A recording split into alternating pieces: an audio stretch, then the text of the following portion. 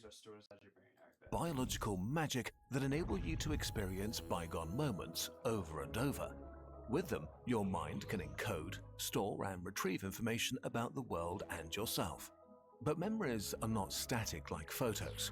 Like dioramas made from wax, each time they're under the spotlight of your attention, they can melt and change a tiny bit, which is a bit concerning because they are a huge part of what makes you, you.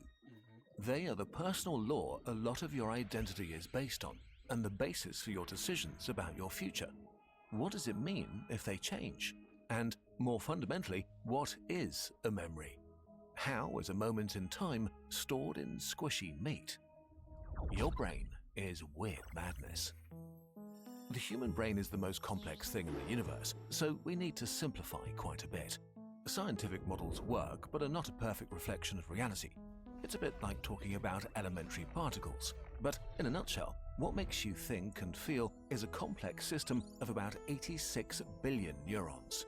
Extremely complex electrochemical root systems sending and receiving signals through synapses, tiny gaps between cells where an electrical signal is converted into chemicals, bridges the distance, is received and converted into electricity again. This is how neurons talk to each other. And it's a busy conversation because a typical neuron is connected with up to 10,000 others. Together, they're a network of hundreds of trillions of connections, 100 times more than galaxies in the observable universe. From these connections, the magic of your existence emerges. To create purpose in this chaos, some connections need to grow stronger. Whenever two neurons fire at the same time, their synapses change, and their connection gets stronger. They become buddies if you want, and when their buddy calls, they join in. If we zoom out, patterns emerge. Dozens or thousands of neurons organize into local columns.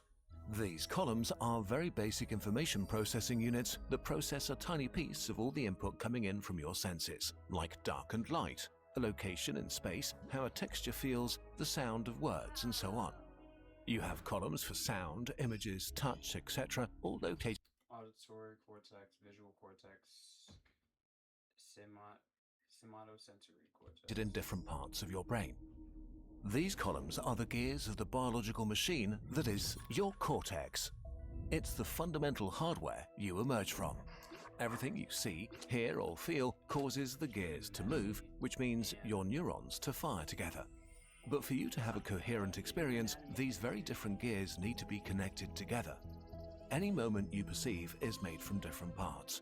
As you're watching this video, your eyes activate columns for vision and color in your visual cortex, your ears transmit information to your auditory cortex, language areas are decoding my words, while other networks keep track of your body and emotions.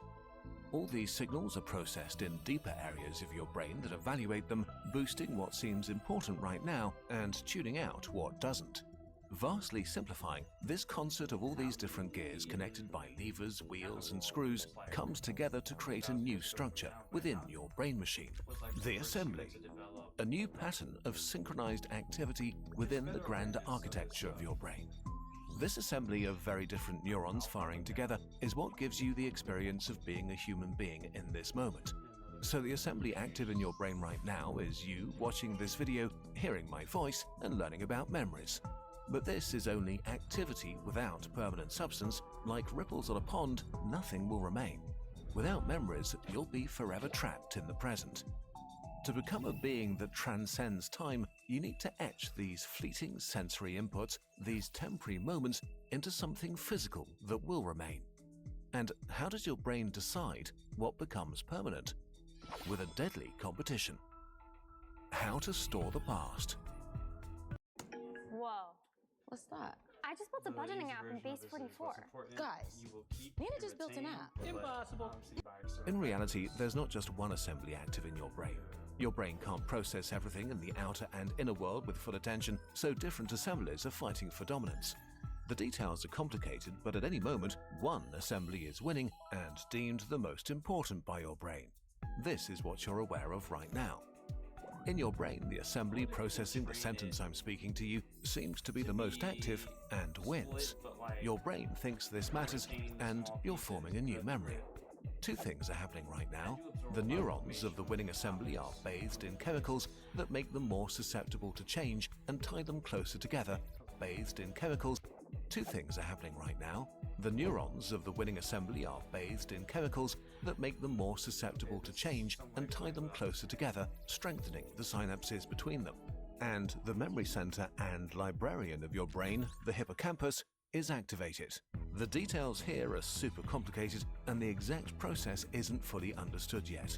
But in a nutshell, your hippocampus creates a blueprint saving the rough configuration of the assembly. The assembly is saved and put on an index with all your other memories that are associated with what was going on in this moment. Like every time I was confused by something in a Kurzgesagt video. Finally, you have a memory. An activation pattern of millions of neurons spanning many different regions of your brain. Activating any part of the pattern now makes the whole assembly fire. Now you're able to relive a moment of the past that's gone forever in the real world. But this new memory is very fragile and still pretty temporary. Your hippocampus holds its blueprint, but without reinforcement, the assembly will fade and the synapses will be weakened again. This is why you forget most moments of your life, why you don't remember how your coffee tasted 43 weeks ago on a Monday. You experience most of your life only once in the moment you live it. And you don't just forget what happens to you, you also forget what happens to recovery and highlight the engagement spot and OQRs you. And now, back to your brand new memory. For the past to be truly saved, the assembly needs to fight for its life. There are many ways this can happen. One of them is novelty. If you walk to the bus, listening to some mildly interesting podcast as usual, this assembly's signal is too weak.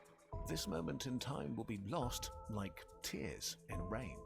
But if one day you see a crow and a squirrel fighting over a nut, only for a mouse to steal it, the assembly will fire strongly just for the novelty of it all. Another one is to reactivate the memory over and over after it's formed. Thinking about the animal fight all day and telling everyone about the strange event will etch it deeper into your brain, similar to doing loads of repetition when you try to learn something. And a major way to make a memory stick is to feel emotions. Emotions are really strong mechanisms to guide our behavior that evolved hundreds of millions of years ago. They motivate you to avoid danger, seek out food, and reproduce. You experience this as something feeling good or bad. Whenever you feel something strongly, your ancient brain decides that whatever is going on is important for your survival, regardless if it's wrong or not. So many of your strongest memories have strong emotional flavors.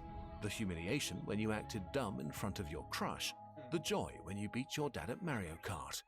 The devastation when your dog died. The overwhelming love when you held your first kid. If we just made you feel something, we increase the chances that you'll remember this video. Strong activation, repetition, and emotions do the same thing to your memory. We said before that chemicals made the neurons able to change. Well, now they change drastically.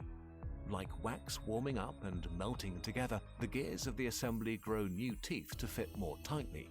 Neurons grow more synapses and fire together even better. They become closer and more solid. A lot of this happens while you sleep. Your hippocampus replays the assembly over and over, making it more solid and easier to retrieve, which also means that if you don't sleep enough, you literally forget more of your life. Think about that when you have to study for a test next time. Without proper sleep, you'll be wasting your time. But in the end, you have a proper long-term memory. A diorama of hardened wax displaying a moment of your life. A scene etched into a pattern of connection inside your brain. Now, you can remember it forever. Wow. Why remembering changes your memories forever. Ideas move fast. Then, reality hits. That's why I use. To remember, you need a cue for the memory, something that's part of the original assembly. A smell, sound, word, or maybe the image of an angry crow. Your hippocampus searches its index for the cue, hopefully finding the right stored assembly, and activates it. It fires. Your past experience is retrieved. The diorama appears in your mind and you relive seeing the crow and squirrel fighting. So far so good. But as the diorama plays for you, you start changing it. Recalling memories is not like loading a video and pressing play. Under the light of your attention, parts of the wax become soft again, moldable. which means that as you experience the memory in your mind, the neurons involved are bathed in chemicals that make them able to change their structure again. Your hippocampus organizes memories based on a few things, but most importantly, the context of the experience. And the context is now very different. When you formed the memory, you were tired, in a mildly bad mood before work, and very surprised. Right now, you're putting the memory as you're having a night out with your friends and are telling your hilarious story of the epic squirrel-crow fight. And this new context seeps into the memory. New connections form, some synapses are weakened, while others reconfigure. The diorama changes, becomes funnier and more absurd. Not because you wanted to, your brain is just incorporating the new context of your life into the memory. As you finish your story, the light of your attention moves on. The diorama hardens again, now in a new form. The next time you remember the animal fight, you'll remember it as way funnier than when you actually experienced it. And it's the same with all your memories. When you retrieve them, your brain adds new information or forgets some and incorporates your emotions and expectations. In a sense, it updates your past life to fit the narrative of your present life. Over time, even core memories can shift, combine with others, or generate entirely new elements. Your memory system is deeply intertwined with the mechanisms for learning. It was never designed to create an accurate representation of the world. So your memories are updated as you gain new experiences and information. Ironically, the more you remember something actively, the less of the original experience remains.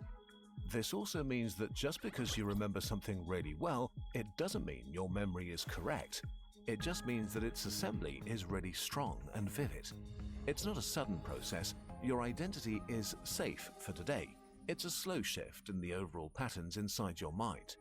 You are who you are today, but your future self will be different, and they'll think and feel differently about the things you experience today. This is also why therapy can be so helpful. By revisiting hurtful memories in a safe context, ideally with helpful introspection, you are literally changing your brain. Literally rewiring yourself to get a chance to be happier. Because yes, your memories may be the law of your life and the basis for your future. But it turns out, with some help, you may be able to rewrite your law and be who you want to be. And if you want to rewrite the law of your home, new human-made from bed to your desk, vivid color. Oh, that's the end of it. 2 ads in one video? That's not the point. This was a W video as always. In a nutshell, what can I say? They are gifts to the world. They have created a very fun way to educate. And hopefully, I do want to steer towards this type of content. Like, there's a lot on the education side that I just want to be a part of. And I think it's pretty important that we get more. Like, there's a lot of entertainment. There's even a lot of good value in this stuff, but I think that there needs to be a lot more people who are not just educated but entertaining it as well, and that they can be as popular as one of these other people. That would make me very happy. That would tell me that even though people's attention may be getting smaller and there's a lot of